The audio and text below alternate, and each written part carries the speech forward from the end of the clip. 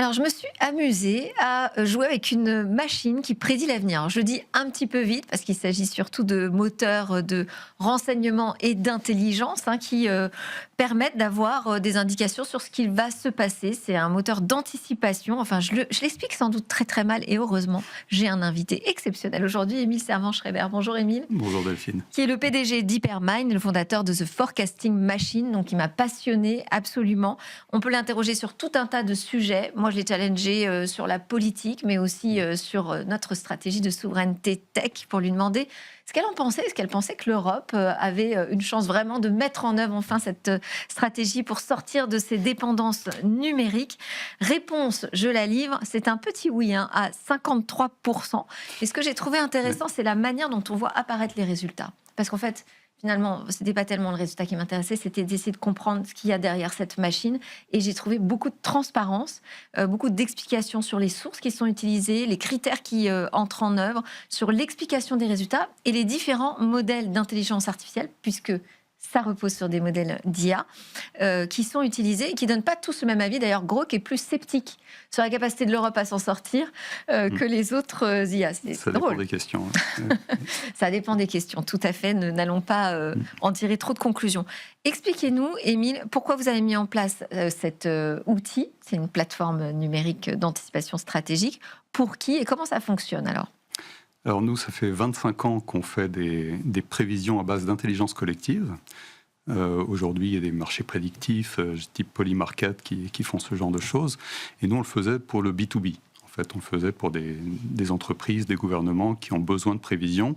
Et ce qu'on pouvait faire de mieux, c'était d'utiliser l'intelligence collective. Parce que personne ne maîtrise totalement le futur, mais tous ensemble, on arrive à faire des très bonnes prévisions. Donc c'était un peu le gold standard de la prévision, c'est l'intelligence collective. Parce que vous étiez venu sur ce plateau nous parler de votre livre Hypermind, justement, qui mettait en valeur cette superpuissance des intelligences collectives. Pardon. Oui. Hypermind, c'est l'entreprise. Super collective, la superpuissance de l'intelligence collective. Donc ça, c'est fini ?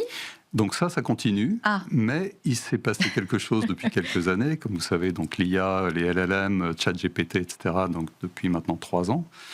Et on s'est rendu compte que petit à petit, les modèles LLM étaient capables de faire des prévisions à peu près convenables, et puis de plus en plus convenables. Et aujourd'hui, quand on les prompte correctement et qu'on les met en intelligence collective en utilisant plusieurs, parce qu'aucune n'est véritablement parfaite dans ce domaine, on arrive à obtenir des prévisions qui sont largement au même niveau de compétences que des collectifs d'experts humains.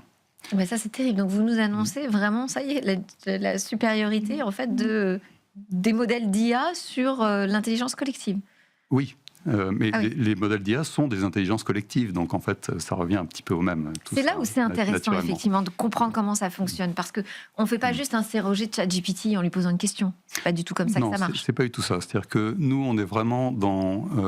alors, vous pouvez poser une question à ChatGPT sur l'avenir, mais ensuite, si vous voulez avoir une mise à jour, vous êtes obligé de lui reposer la question, vous êtes obligé de vous préoccuper de prompt, et vous pouvez pas gérer comme ça 200, 300 questions qui vous intéressent, ou même 1000 questions qui vous intéressent, suivant votre demande. On a des power users aujourd'hui de la forecasting machine qui posent des centaines de questions qui sont remises à jour tous les jours, Voilà. Donc, nous, on a construit une appli, la forecasting machine, qui permet non seulement de prompter beaucoup de LLM différents et de synthétiser, de consolider leurs prévisions, avec une explication entièrement sourcée, mais aussi qui repose sur une recherche de tous les documents disponibles qui sont pertinents à la question que vous venez de poser, avec une identification de tous les facteurs de causalité qui pourraient impacter la solution, et qui est automatiquement remise à jour à la fréquence que vous voulez, et même est capable de vous donner des notifications quand il se passe quelque chose, puisque quand vous devez gérer des centaines de questions, vous ne pouvez plus aller regarder chacune tous les jours. Donc la machine va vous dire, voilà, il se passe quelque chose là, voilà la nouvelle probabilité qu'il se passe quelque chose, etc. C'est une démarche vraiment presque scientifique, moi, que j'ai remarqué en utilisant l'outil. Et ça commence, vous parlez du prompt, parce qu'on nous parle souvent de l'art de prompter. il nous valide déjà notre propre prompt au démarrage. Il reformule en fait la question qu'on pose pour qu'on soit bien certain, que ce soit bien clair. C'est exactement ça qu'on a voulu poser comme question. Et il nous propose un nombre de réponses, en fait, un type de réponse qu'on pourrait exiger. Donc c'est vraiment, il n'y a plus besoin presque de maîtriser l'art du prompt avec la forecasting machine.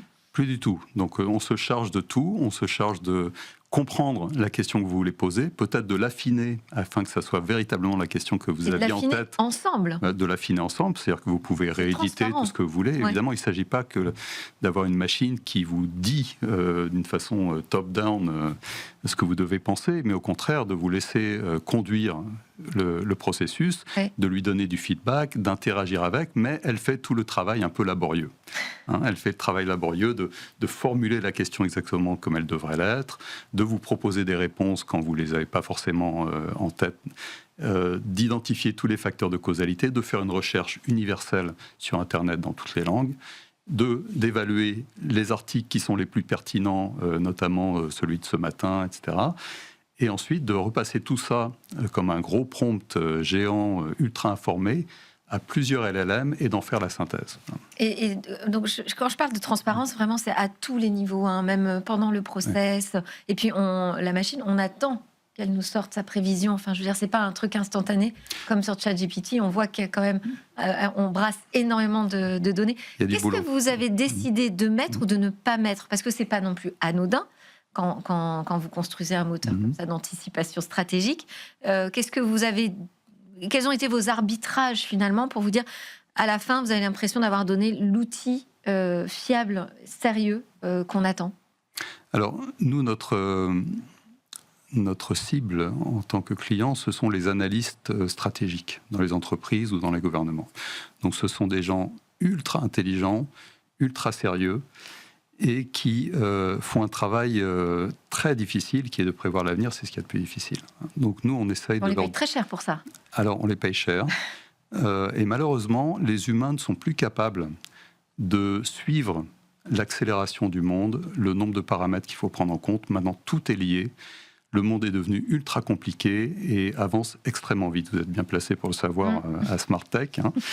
Et tout devient lié, c'est-à-dire que quand on veut, on est un acheteur à, je ne sais pas moi, Métro, on doit se préoccuper d'acheter de l'huile de tournesol, eh bien on doit se préoccuper de la guerre en Ukraine. Voilà. Ouais.